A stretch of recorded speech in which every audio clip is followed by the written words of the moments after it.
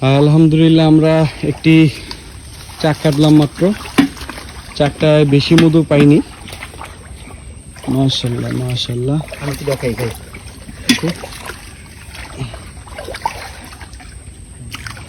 ভাই একটু সামনের দিকে আনেন, আমরা দেখাই। মাশাআল্লাহ সুন্দর পিওর মধু, এর হ্যাঁ, ভিতরে সব কতটুকু- মধু। এই কতটুকু রসালো এবং কি পরিমাণে হালকা মধুটা তো দেখেন ভাই। আচ্ছা, সুন্দরবনে এই মধুগুলো হালকার কারণ কি?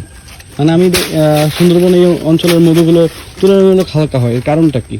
ভাই এইটা হচ্ছে হালকা হওয়ার প্রথম কারণ হচ্ছে মিক্স ফুলের উপর ডিপেন্ড করে।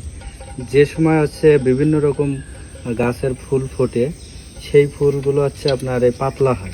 আর ম্যাক্সিমাম মধু হচ্ছে সুন্দরবনের পাতলাই, আপনারা এই যে সরজমিনে দেখতেছেন পাতলা। কিন্তু একটা ফুল আছে, সেই ফুলটা হচ্ছে সিজনের প্রথম ফাল্গুন মাসের দিকে হয়। সেই ফুলটা হচ্ছে বলা ফুল, এবং সেই মধুটা শুধু গাঢ় হয় এবং আচ্ছা, সাদা হয়।